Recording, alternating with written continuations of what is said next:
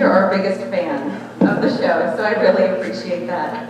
Hi, everybody. It is so nice to see everybody in the audience today. I think I'm a little cold, so I apologize for the scratchiness, but I definitely wanted to be here tonight. I feel like entrepreneurship is that hot, cool thing, and I really, really hope that it's not a fad that goes away anytime soon. I know there are entrepreneurs in the audience. I see some of you in here tonight. And you know just as well as I do that being an entrepreneur is not cool. It's not always easy, it's not always lucrative, but it is certainly critical for our economy. And I'm really excited by this high school, the Entrepreneurship Academy at Kempsville. So I want to start off my presentation with a story and show you this picture that I pulled off of a website. So it's not HD or whatever, but take a look at it. It's a pair of gloves, and it is the beginning of an idea that turned into $1 million brand. So I'm not a crafter, but I kind of feel like I could have maybe made this. Maybe you feel the same way.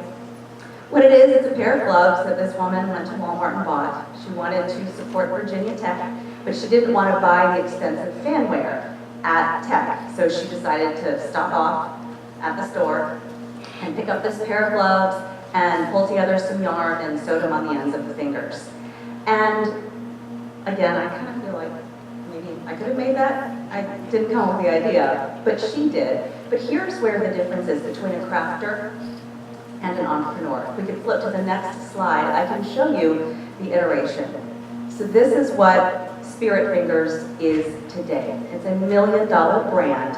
And what separates the crafters, I guess me, and an entrepreneur like her is that she took that idea that was just a home-sewn, Walmart put-together item and turned it into this. She went to Virginia Tech with that first pair and said, will you buy this as fanware for your people?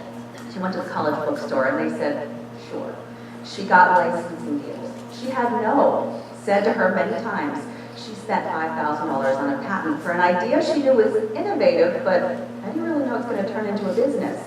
She did all of those things, which turns her into an entrepreneur, and in less than 8 years, maybe 7 years, it's $1 million brand. So let's go to the next slide and show you how I interviewed her, actually I've known her for several years, because she's gotten some big press in major outlets. We've been following her over the years, and she's got quite a story to tell. But the reason I started this presentation with her story is the next slide will show you a quote she gave to me just a couple of days ago. She knew I was coming here, and she didn't go to college.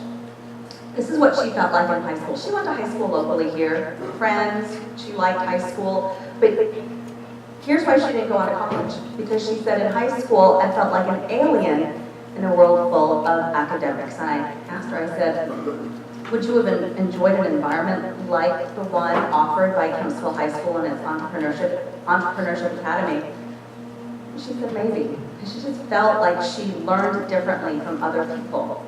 Felt like the way she understood classes and the way she thought was different from the people around her.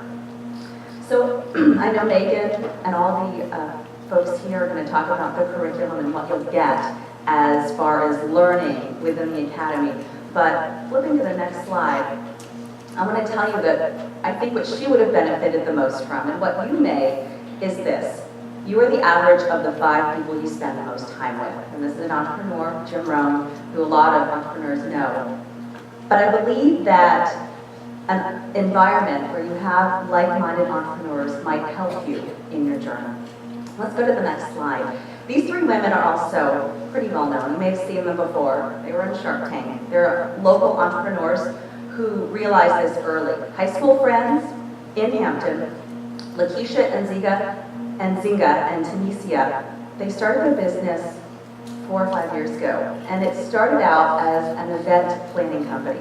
Very simple, very local. And what they did is they started listening to their clients and their customers, who, when they created this mango preserve, they went wild. And they said to her, they said to the 3 of them, I think you should be on Shark Tank. So forward to the next slide, and you can see after a lot of tenacity, a lot of bugging of the producers, they got on Shark Tank and got their publicity that really skyrocketed and changed their business. They told me that in the 48 hours after the first show aired, they made $250,000 in sales. And their business is also a multi-million-dollar brand. They're opening up a restaurant in Hampton, changing Phoebus in Hampton, and having a spa along with it. It's about to open up. It'll be pretty amazing. But fast forward to the next thing, you can see that these are some of these things, some of these qualities I believe I see in entrepreneurs that I meet. So let's take a look at that. What is an entrepreneur? Lots of definitions on that. I saw that. But to me, it's someone who is willing to take a calculated risk. Someone with a passion for solving a problem. Someone who is looking for solutions. Someone who will listen.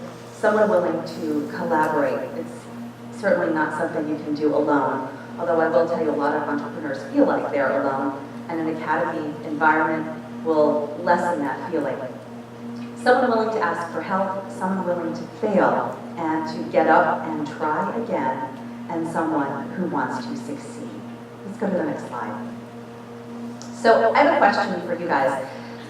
Are any of you entrepreneurs right now, no matter how old you are, or do you feel like this is something that you could grow into? Raise your hands, maybe you're testing the waters. Good job, yeah. So some entrepreneurs in here, entrepreneurs to be, entrepreneurs for sure. I know I see some of you back there. Well, think about this as we go to the next slide. This guy right here, he's 17, maybe 18 right now. I met him when he was 15, and he had created what's called the Define Bottle. And he actually created the idea for his $1 million company when he was 13. He lives in Virginia Beach. And he had this idea.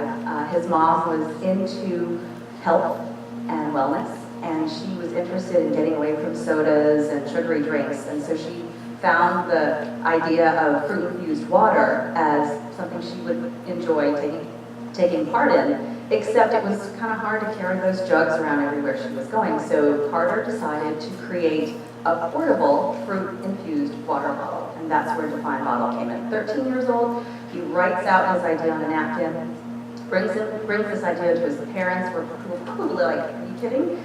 But they supported him, and now, less than 5 years later, it's extremely successful. He's done a really good job. If we fast forward, he also was on Shark Tank, didn't take the deal, but he's gotten quite a bit of publicity. As you can see, he was named one of Entrepreneur Magazine's most brilliant companies in 2013. And he continues to this day. He told me that he borrowed quite a bit of money from his parents to start up his company and is paid back every single dime. So this is what it looks like right now. From the back of the napkin, it was just a cylinder. He sent it back for different iterations and came back with this, which is what it is today. So forward to the next slide. These are some of the traits that I see in common.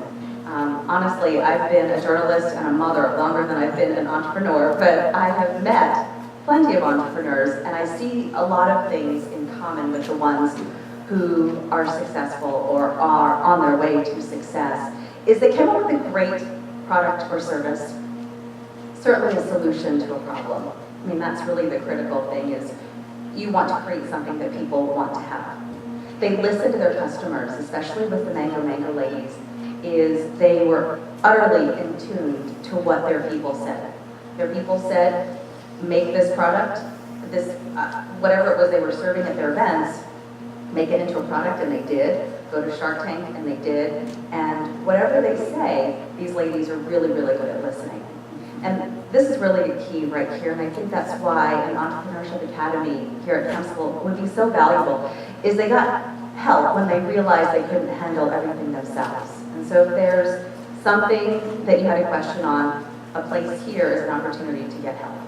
Let's go to the next slide. So I want to share with you my early entrepreneurial journey, and it has to do with knives. Junior achievement was something we had at my high school. And I started very early in it. I really didn't have an entrepreneurial story early. I really, really didn't. But I was interested in JA. And I never sold Girl Scout cookies or anything, so I had no experience with any sort of money exchange with anybody for anything.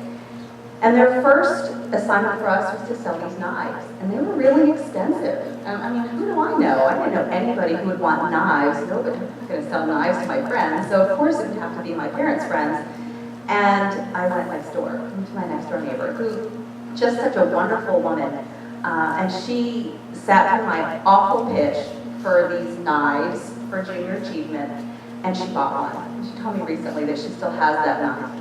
30 years old, but she still has that knife, and to this day it's still a great piece in her silverware drawer. But then I stopped. It was painful, and if you flip to the next slide, you'll see why. It was complete fear.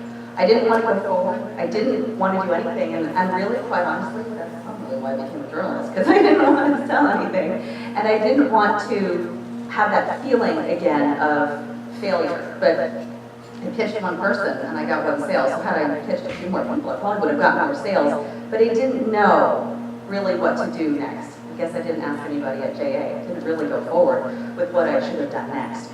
But I really urge you to consider the resources that you have here. It didn't have to end with one knife sale, one $50 knife sale. It could have had more than that. It could have gone into something earlier. It could have been a side business. That could have grown through college, who knows?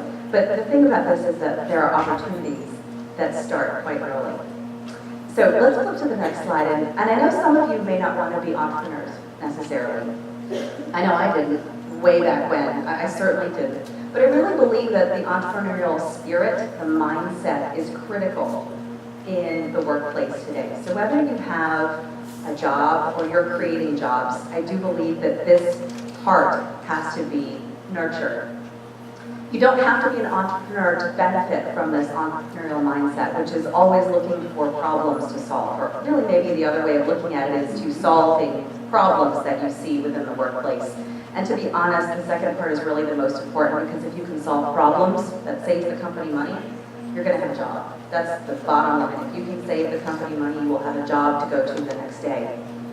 And then growing within a company can really just be as fulfilling as growing the company itself. So just wanted to leave that as kind of the last thing there. And to flip to the next slide here is on Hampton Roads Business Weekly, which Megan so kindly talked about. It's Sunday mornings at 9 on WBEC. We get the chance to interview entrepreneurs, some startups, some really, really successful companies, and they're always telling me to stop talking. So I decided to create a podcast where I can interview a lot of really successful entrepreneurs and talk to them on my time for as long as I want. And honestly, I will tell you that successful entrepreneurs are really the most giving as far as their time.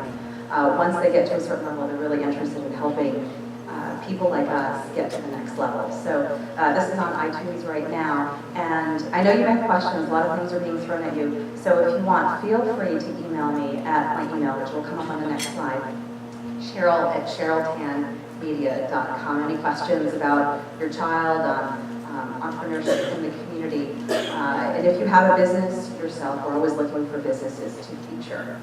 But I appreciate your time, and I wish you much luck as you make this decision. Going to high school is scary. I've got a middle school kid, so going to high school is a scary idea, but I think in Virginia Beach we've got a lot of options, and for that we're very blessed. So thank you very much. Happy holidays.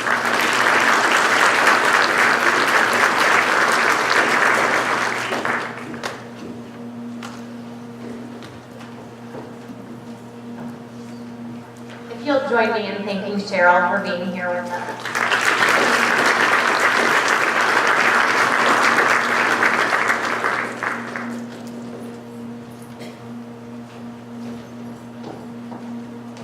I often wonder if one of you out in the audience tonight could be one of our first students from the Academy who's featured on Shark Tank. That's certainly what we hope to prepare you to maybe do if that's what you're interested in. So, Kempsville High School is a great place to be a student, and we know that because we have students that come in and out of this building every single day and are so very proud to be Chiefs. We are happy to feature one of them this evening, so I'd like to bring up Catherine Ann, or Kat McCubbin. Kat is a Kentsville High School senior. During her time at Kentsville, she's been involved in numerous clubs and activities, including Yearbook, National Honor Society, Student Cooperative Association, Mathletes, Chemistry Club, Kentsville High School Peer Tutoring, just to name a few. Kat has put in over 50 hours of community service during her senior year volunteering through her church and at our local middle school, and Kat is just one example of a special Kentsville student, and we're excited to bring her to the stage to talk about her experiences at Kentsville High School. Please welcome Kat.